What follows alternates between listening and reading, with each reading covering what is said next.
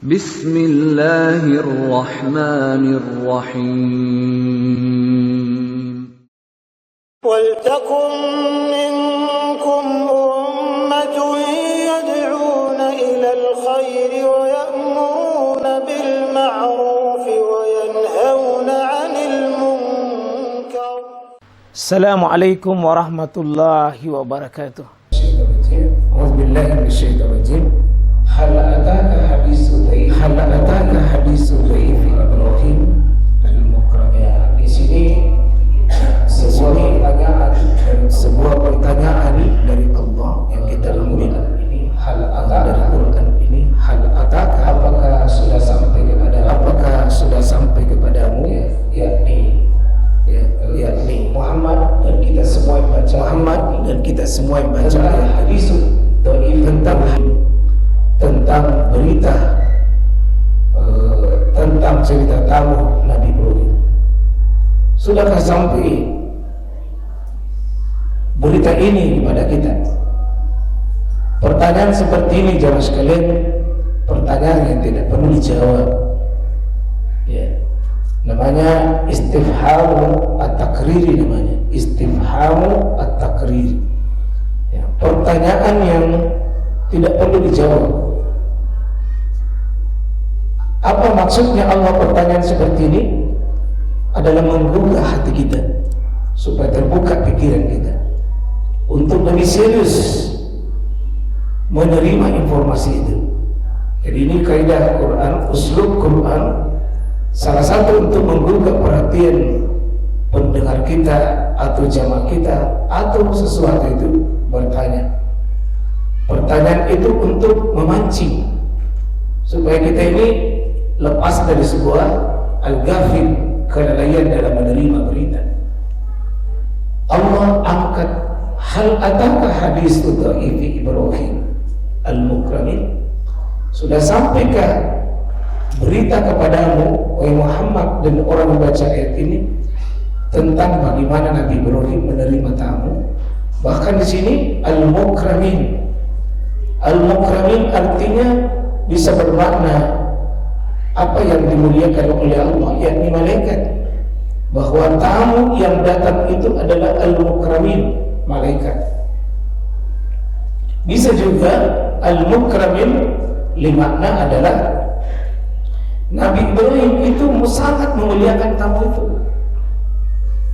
Sangat memuliakan tamu itu. Jadi posisinya adalah al-mukramin, bisa tidak disebutkan ini siapa, karena bisa makna dua. Makna pertama, memang makhluk yang dimuliakan itu datang, yakni malaikat. Karena malaikat yang datang dalam bentuk wujud manusia bertamu kepada Nabi Ibrahim, dan ini digambarkan kepada kita bagaimana seharusnya dan sebaiknya bertamu dan bagaimana seharusnya kita menerima tamu. Ini berita yang kita baca, kita dengar, kita muliakan. Jadi ada makna yang mesti kita pesan di sini. Hal ataka hadis dhaif Ibrahim al-mukramin. Mari kita belajar belajar bagaimana beradab menerima tamu.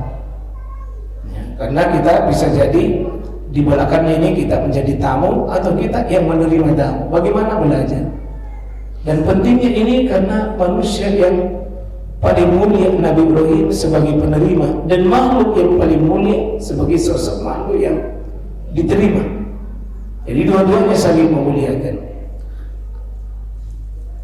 Peristiwa itu Jadi kalau kata ada dalam Al-Quran, itu artinya pasti masa lalu itu. Pasti masa lalu. Izdahalu alaih. Ingatlah ketika tamu itu datang kepada mereka. Tamu itu datang kepada mereka, kepada dia. Faqalu, mereka mengucapkan, tamu itu mengucapkan salamat. Ini jadi semua tamu, siapapun dari sejak Nabi manapun, diajarkan sebuah adab akhlak yang mulia, yakni jangan langsung masuk di rumahnya orang, tapi tamu itu hendaknya mengucapkan faqalu salama. Ya, artinya ya faqalu assalamualaikum. Salama artinya ini ucapan yang mengandung bahasa bahwa ini sudah terbiasa oleh kaum-kaum manapun sejak dahulu atas ajaran para nabi ini. Ada ajaran mengucapkan keselamatan dalam bentuk ucapan salamat. Salamat ya, salaman artinya ucapan yang disertai doa harapan yang didatangi itu penuh dengan keselamatan. Itu menunjukkan jemaah sekalian bahwa tamu harus datang juga dengan sesuatu yang bisa membahagiakan. Salamat. Nabi Ibrahim menjawab tamunya. Ya, Nabi Ibrahim menjawab tamunya salamu. Ya, kalau sisi bahasa ini Pak, salamat itu biasa, tapi kalau salamun lebih tinggi, dinasabkan dengan dirafakkan itu beda posisinya. Posisi ini kata salamun itu lebih tinggi daripada salaman. Ya. Artinya apa? Kalau kita diberi hormat oleh tamu, artinya kalau kita ucap assalamualaikum, jangan dijawab waalaikumsalam biasa, jangan. Sebaiknya lebih minimal waalaikumsalam warahmatullah. Kalau ada orang bilang assalamualaikum, kikir ke itu Pak. Kalau kita bilang waalaikumsalam, bagusnya waalaikumsalam warahmatullah, paling kurang. Kalau tamu mengucapkan assalamualaikum warahmatullah, kita tidak boleh menjawab waalaikumsalam warahmatullah, tapi paling tidak waalaikumsalam warahmatullah wabarakatuh. Artinya apa? Kalau kita diberi tahiyatan, maka berikan tahiyat yang lebih baik. Fa'asan di tahiyat, perbaiki dan beri mulia tahiyat kita, penghormatan kita. Nabi Ibrahim memberi contoh, tamunya salaman, dia salamun. Ya, tamunya salaman, dia salamun. Ya, posisi salamun jauh lebih mulia daripada salaman. Nanti di kaidah bahasa Arabnya dan kaidah syarat, kaidah nahwunya itu lebih bagus kalau dihayati itu. Dan ternyata yang datang ini qaumun munkarun. Qaumun munkarun ini adalah tamu yang Nabi Ibrahim tidak kenal. Tamu yang tidak dikenal oleh Nabi Ibrahim alaihissalam. Jadi ternyata Nabi Ibrahim memperlakukan tamunya yang munkarun. Dia tidak kenal siapa ini. Meskipun tidak dikenal, bagaimana sikap Nabi Ibrahim? Faraga ila ahli. Dia itu, ini kata faraga, ini terjemahannya di sini diam-diam ya, tapi sebenarnya itu adalah cepat, segera, dengan tidak perlu dia umumkan. Farag. Dia diam-diam untuk kemana? Ila ahli, kepada keluarganya. Keluarga di sini bisa anak, dan bisa saudaranya, bisa kepada istri, yang paling utama tentunya kepada ahli. Cuma lihat ya, bagusnya Bapak Ibu ya, kalau ayat ini kita jadikan rujukan bahwa di rumah itulah sangat dipentingkan diperagakan akhlak yang mulia. Nabi Ibrahim itu tidak sendiri dalam memuliakan tamu, tetapi ila ahlihi, bersama dengan keluarganya, terutama di sini istri, ibu-ibu ya, ibu maaf ini tamu sangat sukses itu. Bagaimana hebatnya bapak, harus ditunjang oleh seorang istri yang bisa mensukseskan kebaikan itu.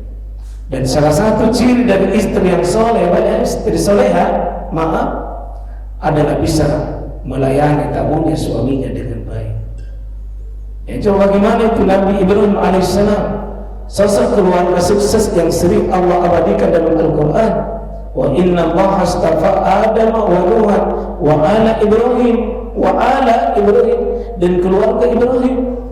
Allah pilih Nabi Ibrahim itu karena memang kompak dalam kebaikan, kompak dalam ketaatan dan kesalehan, dan seharusnya di rumah itu sumber keberkahan. Salah satu rumah beragama, rumah yang siap melayani tamu. Saya ingin sampaikan pada kita semua, Bapak Ibu Saudara, rumah kita itu jangan untuk diri kita sendiri, harus dipersiapkan untuk menjadi tamu, menerima tamu-tamu yang baik, tamu-tamu orang yang mulia, tamu orang soleh. Ini rumah Allah. Tentu lebih kalau masjid-masjid itu jangan kita abaikan tamu kita. Bagaimana di tamu itu sumber keberkahan. Enaknya itu rumah Bapak Ibu kalau memang bukan untuk ditempati tidur semata, tapi dipersiapkan menerima tamu-tamu yang menunjang kebaikan, ketaatan, kesalehan. Enaknya kalau ada tamu, Pak, istri itu membaca. Saya pernah bertamu di musola saya. Tiap hari di sini saya sudah jaga. Oh, ada orang kaya, Pak. Ternyata sumber keberkahan rumah itu, ini bukan rumah pejabat, rumah orang biasa. Tapi ternyata ada satu asisten rumah tangga khusus kerjanya hanya melayani tamu. Coba, makanya itu, Pak. Kemarin di Bupati Maros kita mendapat bantuan itu. Siapa yang beri bantuan? Bupati, tapi yang menelpon adalah urusan rumah tangga Pak Bupati. Artinya apa? Bagusnya memang rumah-rumah itu ada anggaran untuk tamu, ada anggaran untuk tamu.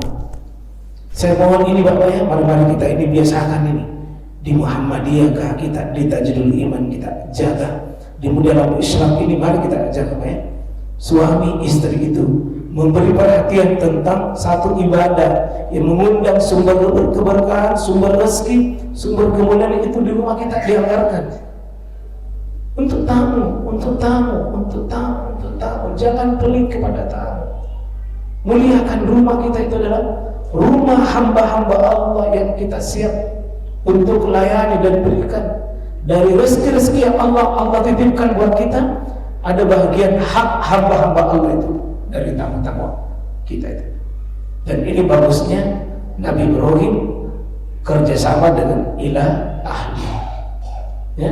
Dan Nabi Ibrahim di sini ada kata farak ini cepat dan tanggap serta tidak mau bikin tamunya itu lama menunggu. Bagusnya itu kalau belum pakai lama duduk, keluar nih air panas, keluar kue, keluar. Enak.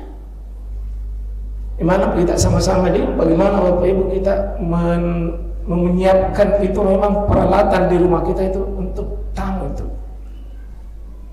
Untuk tamu. Dan jangan segan-segan untuk menerima tamu itu.